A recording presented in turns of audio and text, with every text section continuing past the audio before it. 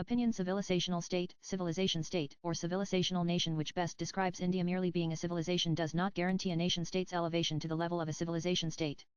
All civilization states are nation-states, but the converse is not true in recent years since 2014. To be more specific, terms like civilisational state or civilization state have gradually become part of public discourse across large sections of the Indian mainstream and social media. In July 2014, renowned Indologist Dr. Conrad Elst used the term civilization state in a blog post titled India as a Civilization State, arguing for the need to rethink the identity of the Indian Republic as a civilization state. In 2021, advocate and author J. Sai Deepak explored the concept of Indian civilization and the civilisational state at length in his book India That Is Bharat Coloniality, Civilization, Constitution Bloomsbury, 2021. Last week, while answering a question on the Lex Fridman podcast, Prime Minister Narendra Modi described India as a millennia-old civilization.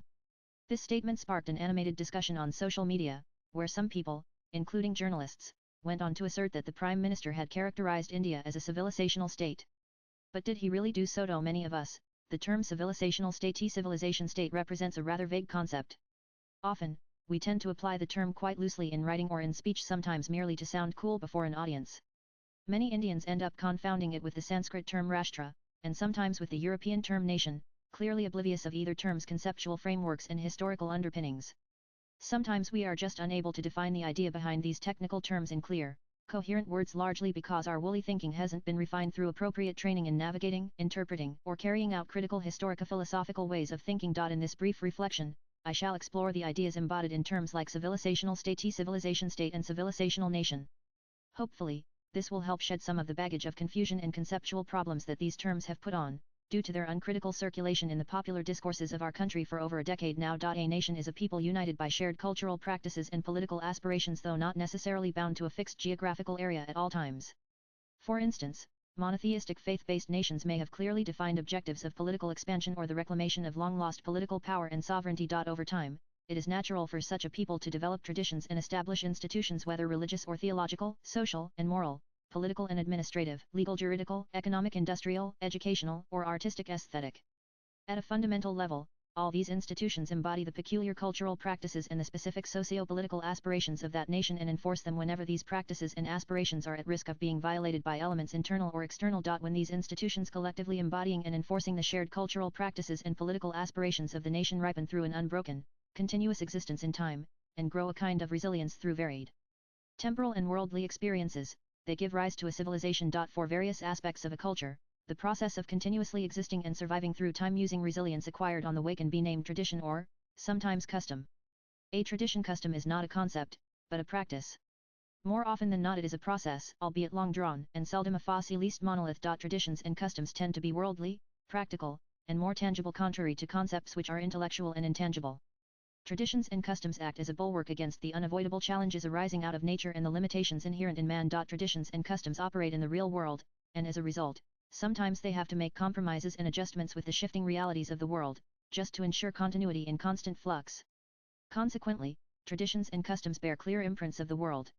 They belong to this world, not the other world. They pertain to and influence life, not the afterlife, even when they invoke the heavens or the divine. A society, which originates and exists through the day-to-day associations people form via economic and social exchanges such as in business and marriage, is both defined and sustained by its traditions and customs. On the other hand, institutions, as described above, are products of one or more traditions customs that have deepened their imprints on time and on the shared consciousness of a people. Therefore, we can define civilization as a nation's culture wrought in a historical tradition over long years, and ultimately manifested as a network of multiple institutions that help preserve, as well as pass on, the core tenets of the nation's culture. Tradition involves not only the preservation but also, and more importantly, the careful transmission of a nation's unique practices, beliefs, skills, knowledge, and the nation's distinct outlook, down the successive generations. In short, a nation's culture, thanks to long-standing traditions, crystallizes into a civilization. Borrowing Marx's analogy, one could therefore describe the national culture of a people as the base, and its civilization the superstructure, a large and intricately designed architectural unit, like a palace, made of interlocking traditions and institutions, and standing firm on solid foundations of culture, which includes, among other things, politics. On the Lex Fridman podcast, Prime Minister Modi stated that Indian culture had crystallized into a civilization over thousands of years, adding that this civilization has a unifying thread running through it, primarily consisting of religious institutions such as pilgrimages and socio-linguistic customs such as people's names. This assertion is a clear acknowledgement of historical India's civilizational character and has the additional virtue of being an accurate assessment. However, some journalists, including those from the English language media and many social media users, seized upon this statement, gave it a twist, and claimed that the Prime Minister had described India as a civilizational state on that occasion. Let us now dissect their claim. A civilisational state or civilization state is a polity, i.e., a form of government, a nation organized into a political entity which embraces, or, is founded upon the worldview and the values of a civilization. For example, England used to be a civilization state before it was superseded by the UK. Russia is a civilization state. So is the Vatican City. From Asia, Japan used to be a civilization state before it was defeated by the West in World War II. The Indian Republic of Polity formed in the year 1950 CE after India gained independence from the British Empire is not a civilizational state, civilization state, at least not yet, because the foundational values of the Republic and the operational worldview of its officialdom share a very tenuous relationship with the historical and still surviving Indian civilization. As explained above, a civilization is essentially the culture of a nation crystallized into resilient, time-honored traditions and institutions. Simply put, a civilization represents a more mature stage in a nation's life. In a remarkable feat of institutional resilience and traditional endurance, the historical Indian civilization has retained many of its constituent institutions and traditions to this day, with numerous Indians including the diaspora fervently upholding them. Notably, some of these institutions and traditions are mentioned in texts dating back more than 3 millennia. However, these millennia-old institutions and traditions rarely have the opportunity to shape or revitalize the present-day Indian state, aside from their cursory inclusion in mottos, sarkari symbols, and occasional lofty quotations in official speeches and documents. The currents of thought and behavioral patterns officially acknowledged and endorsed by the modern Indian state often contradict the institutions and traditions that define the living Indian civilization. Therefore, it is incorrect to assume that present-day India is a civilizational state. It will become one only when it fully and uninhibitedly embraces the values and worldview of Indian civilization. Until then, admirers of Indian civilization in general and Indian citizens in particular must sincerely and consistently work to bridge the gap between the living civilization and the mechanical republic. Superficiality, sensationalism, and clickbait journalism will not help in this regard. But if present-day India is not a civilizational state, can it at least be called a civilizational nation? Most certainly, it can. Let us now examine the concept of a civilizational nation. I will begin by challenging the way I have previously defined a civilizational state or civilization state. One might argue that a nation can still be considered a civilizational state even if the state's formal institutions and instruments such as the judiciary, the army, or the constitution do not derive any intellectual, moral, or traditional sustenance from the nation's civilizational character and legacy. In such cases, they may contend, a state or polity governing a nation qualifies as a civilizational state simply because the nation's civilizational character and legacy serve as a unifying force, holding together its diverse elements and ensuring its continuous existence as a single political entity. Following this line of argument, they may assert that India is a civilizational state because Indians are able to sustain a state in the first place due to the thread of civilizational unity that cuts across linguistic and cultural differences within the Indian subcontinent regardless of how disconnected the Indian state may be from the nation's civilizational character and legacy.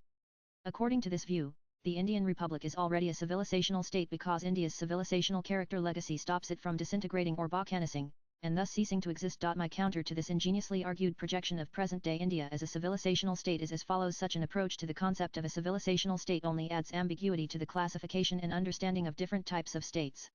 If this were a valid way of thinking, we would be compelled to regard Taiwan and present-day China, i.e., the People's Republic of China, or North and South Korea, as entirely separate civilizations merely by virtue of their present-day divided existence. The fact that these countries are now politically fragmented and often hostile to each other does not negate their shared civilizational legacy. There remains significant common civilizational ground between these no divided nations, and some of them actively embrace or at least claim to embrace this shared civilizational heritage. However, in essence, each of these countries functions as a distinct nation-state while simultaneously being part of the same civilization, which currently lacks a unified state. But the absence of a common civilizational state does not prevent these separated nations from acknowledging their shared civilizational identity. The same can be said of the Republic of Ireland and Northern Ireland, Germany and Austria, or Norway and Sweden. Each of these pairs of nation-states shares a common civilizational heritage, yet this shared legacy alone has not ensured their political unity as a single state or polity. Nonetheless, they continue to recognize their common civilizational roots. Due to this complexity, I believe that the category civilizational nation is conceptually very useful. It can be defined as a nation that acknowledges its civilizational character and legacy, and yet does not operationalize that vital aspect in constituting and running its polity or state. Neither does it object to being balkanized, and remain in that condition, by appealing to its civilizational heritage. All the countries named above presently behave in this way. And so does the Indian Republic. Therefore, the Indian Republic can definitely be described as a civilizational nation but one that lacks a civilizational state. Merely being a civilization does not guarantee a nation-state's elevation to the level of a civilization state.